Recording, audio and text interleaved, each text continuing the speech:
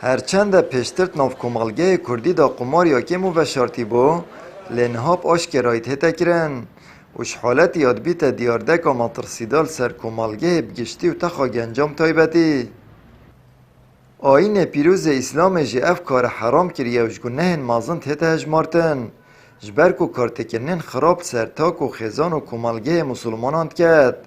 و کسی که قمارت کرد گلک جاران پناه بو هندک کارن خراب یندی ترجید بد اوی دیارده کارسات آبوری و کارسات جواکی دیفرات هن امد بینین گلکا بربلاوه مال به دیارده خراب بن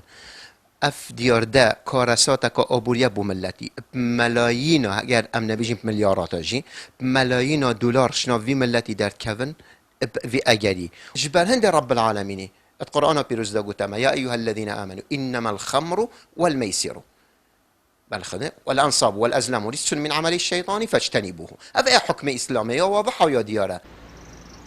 کسین که آلوده قمار جید بن وجدان و مروفاتی لف نامینید جبر که گلک جاران او پاری دویزارو کن خو جید بن القمار دن و دستوالا ودگر نمال و میلیونه ها دلار پریا قمارش ناف ملت مدرد که بنو بودر به ولاتی چن کسی که رینشتی بول سر میزا قماره المالا وی تلفون بهات گوته ما حق نانینی نبدین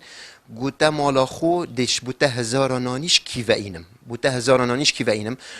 و گل هنده داجی 40 ورقه یعنی 4000 دلار السر ویمیز خسارت بو اوی تشتی یعنی از بتت بیشمش مصدره که بوار پیکری افتشته بو من هاتیا گوتن یا دیش یا معلومه امد زانین مروف قمار چی چه ضمیر چه وجدان سری دانا مینید عالویه برسی بید عالوی ایجار نبید بدن عالمات چی برداری ایجاره و اوی پارا و صدهان دلار یل قمار داتن الدیفیاسای جی قدغه قمار بهتا کرن پیفدار پولیسن پارزگاه دهو که جید بجید ات مایبوری دا هنده کافین انترنت ببونه جه قماره و هنده کسان پیجتا انترنت قصد وان جهاد کر و قمار لید کرد لی اوان هوا که برفره بودای خستن وان جهان دست بکریه اجبر کو یاریا قمار الدیف یاساین سزای تاوان الدیف بند 389 جیاسای فقره ایک حتی 5 اجبر هندی یاریا قمار الهر جهه کی بهته کرن و پلیس ببزان اکثر دی قصدوری کنو اف جهن قمار دهته گرتن بوزانین الویدی ماهیه اف جهن بو انترنت و کافین انترنت بجنه دهاتا وکرن هندگا کاری خو کر بو او کو قمار لی دهاتا کرن کسین که بیکاری جی راد بن قمار بگلک یاریان وگرد دن و بگلک شوازان جی تهتا کرن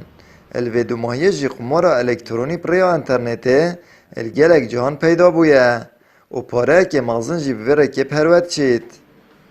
آمد بریفکانی کنال آسمانی پیام دهوک